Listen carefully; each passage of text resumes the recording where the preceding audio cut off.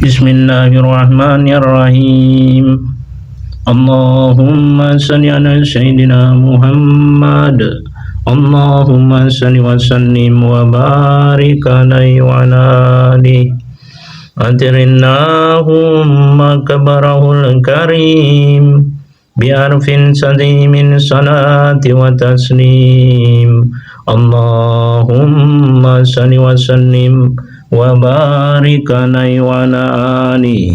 Wa zahara inda wiladati khawariku wa garaibu gaibiyah irhasan linubuwati wa ilaman biannahu muhtarullahi ta'ala wa mujatabah. Fazidatis sama'u hibzahu wa rudda anhal maradatu wa da'u nufusi syaitaniyah wa rajamat nujumun nayrati kuna rajimin fi hali marqah. Maksudnya pada bagian rawi ini adalah bahwasannya ketika Nabi SAW lahir, tampaklah berbagai hal di luar kebiasaan dan hal-hal aneh yang gaib. Ini semua sebagai awal ketetapan kenabiannya dan pemberitahuan bahwa beliau adalah orang pilihan Allah. Langit ditambah penjagaannya dan para jin yang ingkar serta setan tertangkal darinya. Bintang-bintang yang bersinar pun merajam setiap makhluk yang ingkar yang berusaha naik. Jadi sarahnya, penjelasannya, semua hal itu juga sebagai pemberitahuan bagi segenap makhluk bahwasannya beliau adalah orang pilihan Allah, yaitu baginda Rasulullah. Pada saat itu, langit yang menjadi tempat turunnya qada dan qadar, serta menjadi jalan bagi penurunan Al-Quranul Karim, ditambah penjagaannya dari segala jin yang mencuri berita. Bangsa jin sering naik sampai ke langit ketujuh untuk mencuri berita berbagai hukum dan hal-hal gaib yang ditulis serta dibincangkan oleh para malaikat. Mereka lalu membawa apa yang mereka dengar itu ke bumi untuk disampaikan kepada para dukun atau ahli nujum atau tukang ramal, dengan menambahi 1 buah kebenaran dan 100 kebohongan. Jadi dibohonginya sama jin-jin itu, disampaikannya. Memang ada yang benar disampaikannya, tapi yang lainnya ditipunya. Jadi diberinya sebuah berita yang benar 1 dan 100 kebohongan. Jadi sama dengan orang menembak undian. 1 kali kena, 100 kali uangnya kena ambil. 1 kali dia kena, 100 kali dia salah. Nah, gitu. Jadi itu untuk diadunya manusia, dijadikannya kacau, dijadikannya saling bermusuhan, saling mencurigai.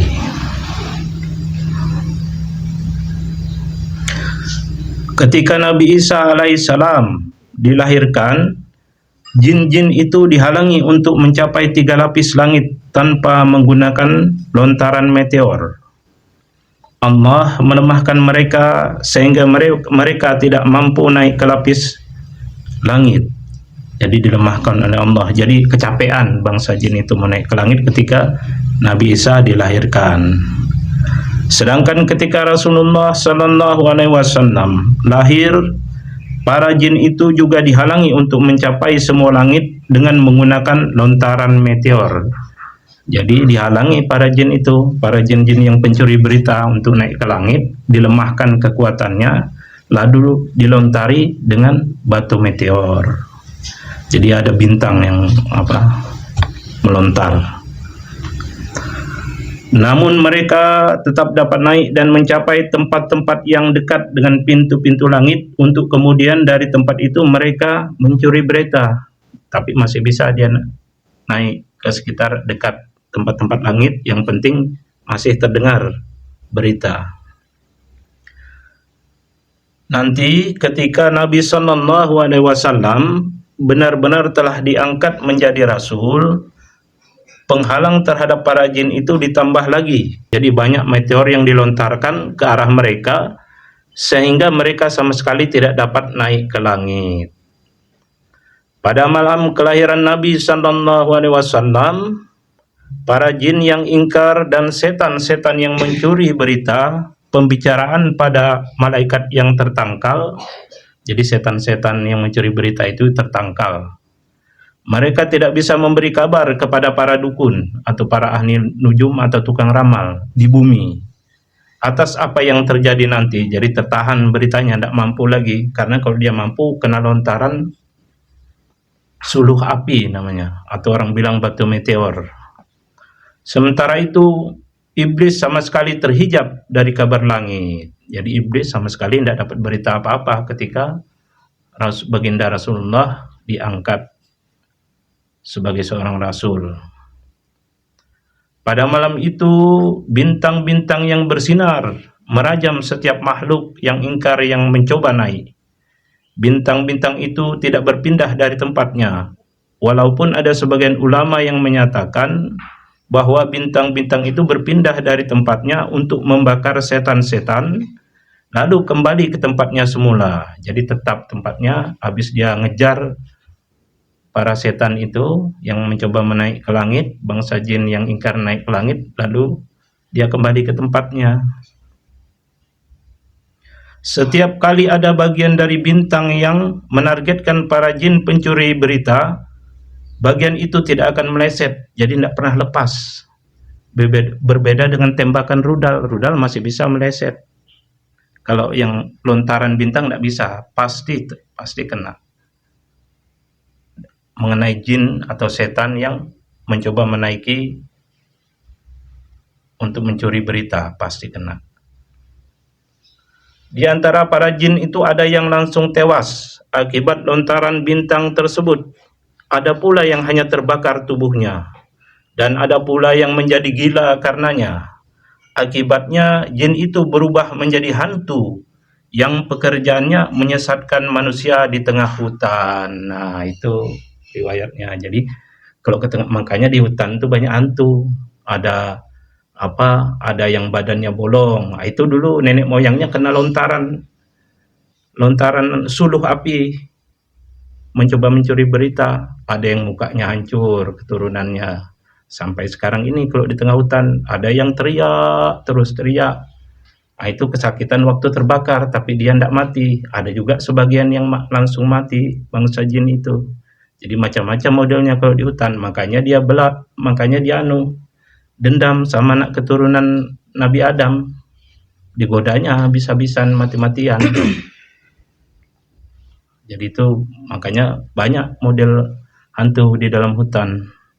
Karena nenek moyangnya dulu yang mencoba mencuri berita dikejar oleh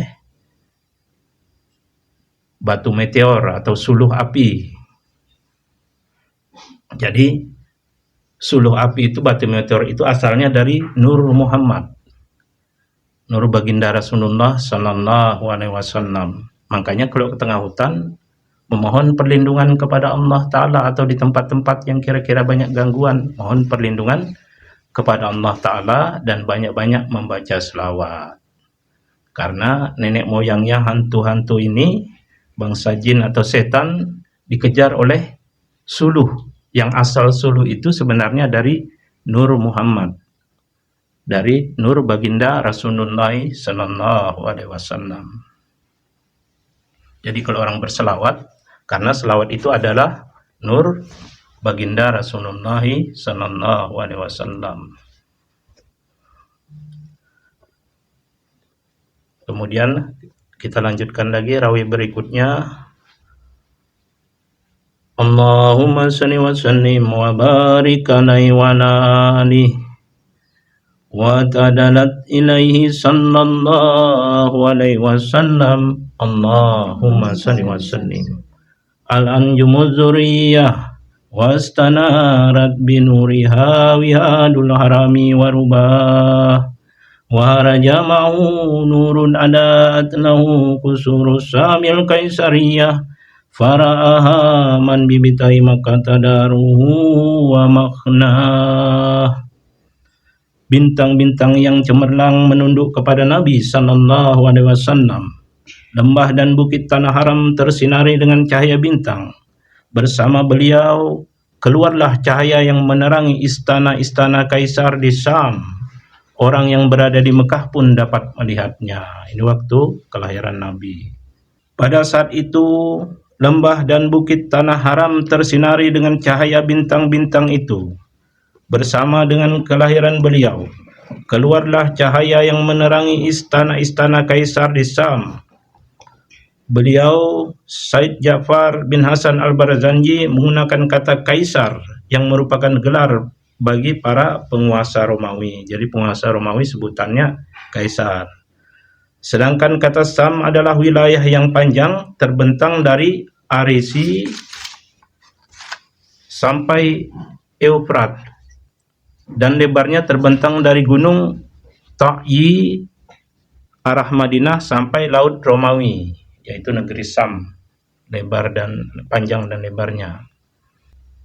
Sebagian ulama menjelaskan peristiwa tersinarinya kawasan Sam oleh Nur Muhammad mengandung isyarat bahwa Nabi Shallallahu Alaihi Wasallam akan menyinari setiap hati serta menghidupkan kalbu yang mati. Itu maknanya, maksudnya. Syam adalah tempat hijrahnya para nabi, dan Syam adalah negeri yang seluruh nabi pernah berada di sana, berhijrah ke sana, atau berasal dari sana. Di negeri ini pula Nabi Isa alaihissalam kelak akan diturunkan. Jadi menjelang kiamat Nabi Isa diturunkan lagi. Kan dia habis diangkat, nanti menjelang kiamat diturunkan. Nah, ini di daerah Syam dari riwayat menurut di kitab Barzanji. Bahkan negeri ini juga akan menjadi tempat menghimpun atau padang mahsyar. Nah, jadi negeri Syam itu nanti di akhirat kelak, pas di wilayah Syam itu, di akhirat kelak nanti seluruh dunia, alam dunia ini dihancurkan, diluluh lantakkan, lalu dijadikan seperti lumpur lalu diaduk, dan akhirnya semua datar, bukit-bukit tidak ada lagi, semua datar, diaduk. Makanya dengan apa? Panas yang tinggi, lumpur tanah bercampur air, diaduk, gunung-gunung tidak ada, semua diratakan, dibentuk padang mahsyar. Nah, tempat orang berkumpul itu, kalau yang sekarang disebut Syam, itu nanti tempat orang berkumpul saat menjadi padang mahsyar. Menurut di kitab ini, bukan menurut pribadi, menurut di kitab Barzanji. Rawi berikutnya, Allahumma salli ala Sayyidina Muhammad, Allahumma salli wa sallim wa barik alaihi wa ala alihi. Wan sada al-iwanu bil madainil kisrawiyah alladhi rafa'anu sarwana samkahu wa sawwah wa sakata arba'a syarata min surufatil ulwiyah wa kusira mulku kisra lihauli ma'asabahu warah. Istana Kisra di Madain yang dibangun dan ditinggikan dan dibangun oleh Anusirwan retak. Jadi istana yang dibangun Anusirwan, istana Kisra itu retak pada saat kelahiran baginda Rasulullah. 14 menara yang tinggi pun roboh. Kerajaan Kisra binasa karena terkejut dengan apa yang menimpanya. Keretakan yang dialami oleh istana itu, maksudnya istana Kisra, memang benar-benar nyata dan dapat dilihat oleh siapapun. Bahkan istana itu bergetar hingga suara getarannya dapat terdengar keluar wilayahnya. Istana yang terletak di Madain itu adalah sebuah istana yang masyhur di kawasan tersebut. Madain adalah sebuah kota yang terletak di Irak. Nah, istana Kisra terletak di Irak, di kota Madain. Jarak antara istana ini dengan Baghdad adalah 1 marhalah atau sekitar 40 km. Tempat itu masih ada sampai saat ini. Penyebab retaknya istana itu sama sekali bukan dari kualitas bangunannya, melainkan karena Allah memang menghendaki terjadinya hal itu sebagai tanda darinya yang akan terus ada di muka bumi untuk menunjukkan keistimewaan Nabi Sallallahu Alaihi Wasallam. Jadi istana itu salah satu dari bangunan keajaiban dunia Jadi bangunannya itu kokoh sebenarnya, dijadi kokoh bangunan itu. Kalau dihitung akan tahan sampai ribuan tahun. Tapi karena Allah menghendaki untuk menunjukkan kemuliaan baginda Rasulullah, bangunan itu pun bisa retak. Jadi bukan karena bahannya, tapi bahannya sudah bahan yang paling bagus, yang kokoh. Sebanyak 14 dari 20 menaranya yang tinggi roboh. Panjang setiap menaranya 15 hasta. Runtuhnya ke-14 menara itu menjadi isyarat bahwa hanya akan ada 14 raja yang berkuasa di istana itu setelah lahirnya Nabi Sallallahu Alaihi Wasallam. Kata Kisra berasal dari bahasa Persia yang dalam bahasa Arab berarti pembaharu hukum. Kisra dalam bahasa Arab ditafsirkan pembaharu hukum. Kata ini termasuk nama yang lazim digunakan oleh para raja-raja Persia seperti Kaisar yang menjadi gelar Raja Romawi, Tabak yang menjadi gelar Raja Yaman, Nu'man yang menjadi gelar Raja Arab, dan dari pihak non-Arab kemudian Najasyi yang menjadi gelar Raja Habasyah, Jalut yang menjadi gelar dari Raja Berber, Kagan yang menjadi gelar Raja Turki, Fir'aun yang menjadi gelar Raja Kopti, atau Al-Aziz yang menjadi gelar Raja Mesir. Jadi Raja Mesir ada dua, ada yang disebut dua, ada Fir'aun, ada Al-Aziz. Bahwasannya diriwayatkan ketika Raja Kisra menerima surat dari baginda Rasulullah Sallallahu Alaihi Wasallam, Raja Kisra itu merobek-robek surat itu. Jadi surat dari Nabi dirobek oleh Raja Kisra. Kemudian Allah merobek kerajaan Kisra sampai hancur berkeping-keping. Jadi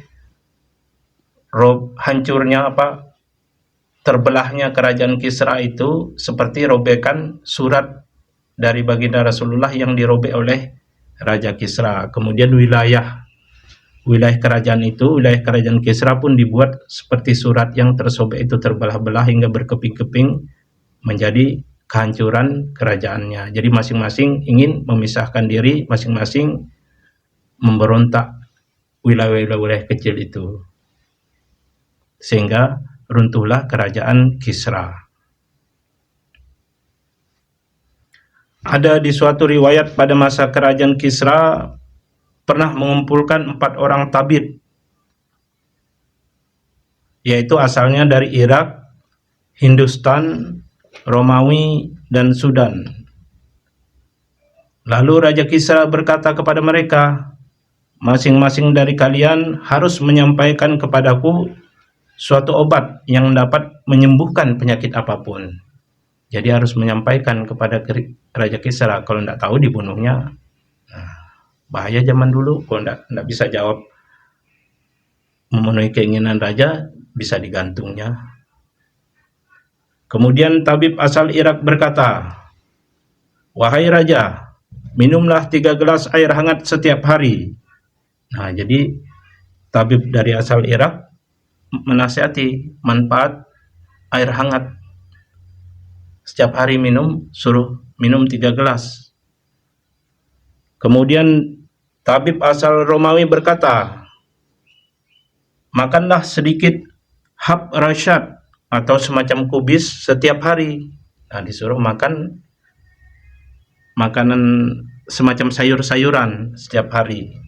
Kemudian tabib asal Hindustan berkata, makanlah 3 butir ihlil laj setiap hari. Ihlil laj itu ada sejenis gandum dari Hindustan yang berwarna hitam yang terkenal sebagai obat. Jadi ada satu yang belum bicara, ditanya oleh Raja Kisra, kenapa tidak bicara, bilangnya, untuk menyampaikan sesuatu. Kemudian tabib dari Sudan itu menjelaskan, wahai Paduka, air hangat yang akan melarutkan lemak serta menyamankan lambung. Nah, jadi itu manfaatnya air hangat, melarutkan lemak, menyamankan lambung, membaguskan lambung. Sedangkan hab rasyad akan merangsang empedu kuning sebagai halnya ahli laj. Nah, jadi gunanya hab rasyad atau ahli laj, gandum yang dari Hindustan itu, untuk membaguskan empedu kuning. Sedangkan obat yang menyembuhkan segala penyakit adalah paduka hanya makan ketika lapar dan berhenti makan sebelum kenyang. Jika paduka melakukan itu, penyakit yang bisa menyerang paduka adalah hanya kematian. Nah, jadi itu macam-macam obat sudah disampaikan oleh dari utusan yang lain, tabib dari kampung-kampung atau negara yang lain sudah disampaikan. Tapi ada obat yang paling ampuh, yang paling bagus. Sudah dijelaskan juga oleh dari tabib Sudan, masing-masing mempunyai kelebihan masing-masing ini, tapi ada obat yang paling bagus, yaitu makan ketika lapar, berhenti makan sebelum kenyang. Nah, itu obat yang paling bagus sudah. Dan menjaga, obat penjaga penyakit juga. Jadi yang bisa sakit jika orang mengamalkan itu selama hidupnya adalah penyakit yang menyebabkan mendatangkan kematian. Nah, itu aja yang bisa. Perkataan tabib asal Sudan ini dibenarkan pula oleh seluruh tabib-tabib yang lain. Separuh dulu, nanti kita lanjutkan lagi rawi 6 ini di lain waktu. Atirillahumma kabrahul karim bi'arfin sadimin salati wa taslim. Allahumma salli wa sallim wa barik alaihi wa ali. Kita tutup dulu dengan selawat. Semoga Allah Ta'ala memberkahi majelis kita. Allahumma salli wa sallim wa barik alaihi wa ali. Ya Rasulullah, salamun alaiki ya Rafi asani wa daraji. Ya Rasulullah, salamun alaik ya Rafi ahsani wa daraji. Atfatayya jiratal alami. Ya uhailal judi wal karomi. Sama-sama. Ya Rasulullah, salamun alaiki ya Rafi ahsani wa daraji. Ya Rasulullah, salamun alaik ya Rafi ahsani wa daraji. Atfatayya jiratal alami. Ya uhainal judi wal karomi. Nanu jiranun bidal harami. Haramil ihsani wal hasani. Nanu min kaumin bihi sakanu. Wa bihi min khawfihim aminu. Wa bi ayatil Qur'ani unu. Fata'ina fina ahal wahani. Ya Rasulullah, salamun alaik ya Rafi asani wa daraji. Ya Rasulullah, salamun alaik ya Rafi asani wa daraji. Atfatayya jiratal alamin. Ya uhailal judi wal karomi. Nariful bataha wa tarifuna wa safa wal baitu ya lafuna.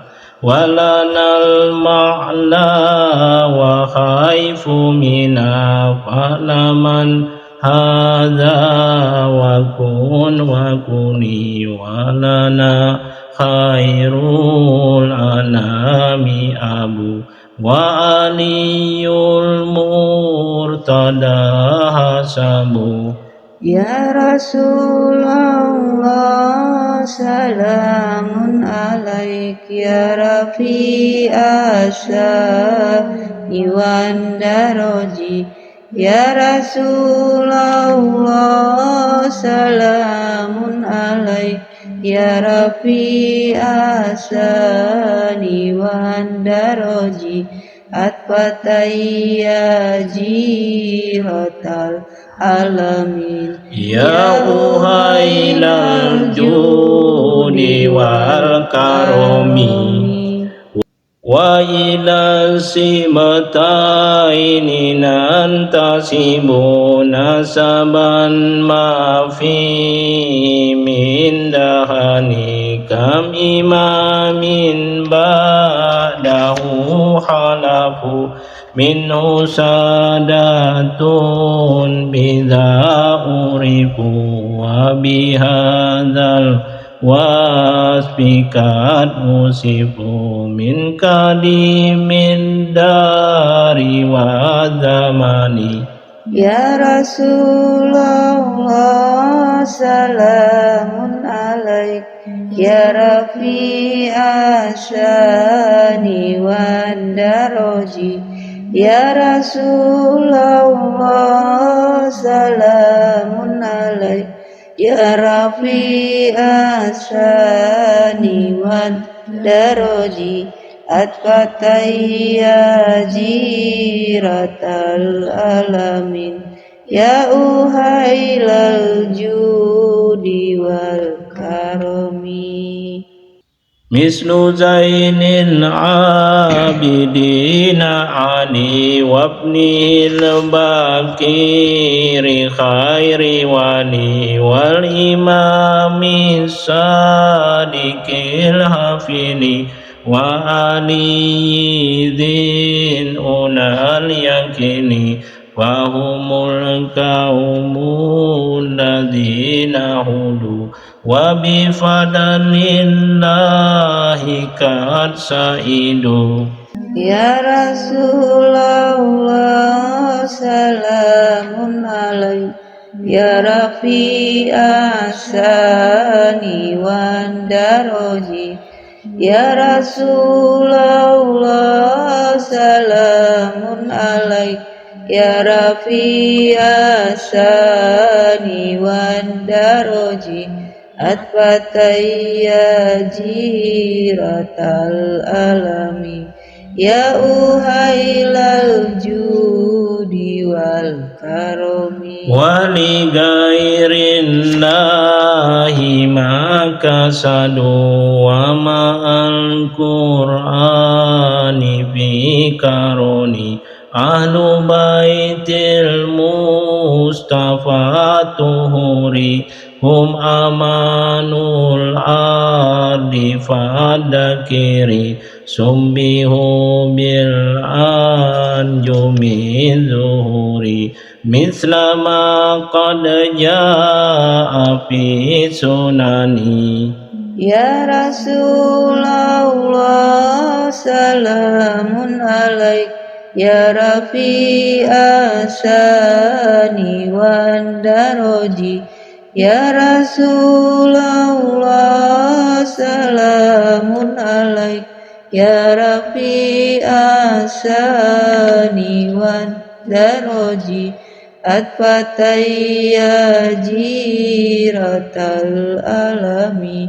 Ya uhailal judi wal karomi. Wasafinun linajati idha hitta min tufani kulli adha wanju fiha la takunu kada watasim billahi wasta'ini Rabbi fanfa'na bi barakatihim wahdinal husna bi hurmatihim.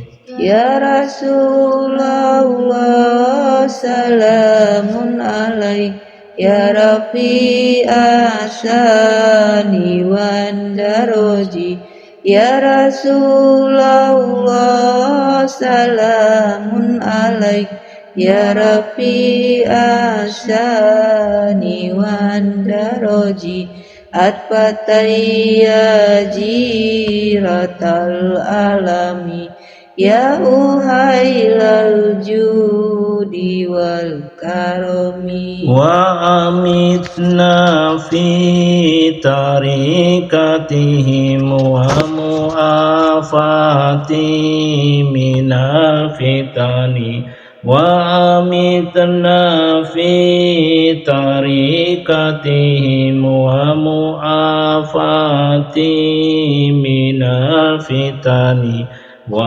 amitna fi tarikatihim wa mu'afati minal fitani ya Rasulullah salamun alaik ya rafi'as sani wan daroji ya Rasulullah salamun alaik ya rafi'as sani wan daroji atfatayya jiratal alami ya uhailal judi wal karomi Allahumma salli wa sallim wa barik alaihi wa ala alihi.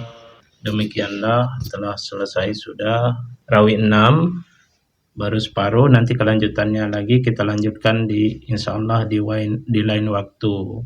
Semoga Allah Ta'ala memberikan kita pemahaman akan ilmu yang membawa kita kebaikan di dunia dan di akhirat. Allahumma salli ala Sayyidina Muhammad. Allahumma salli wa sallim wa barik alaihi wa ala alihi. Taqabbalallahu minkum minna wa minkum taqabbal ya karim.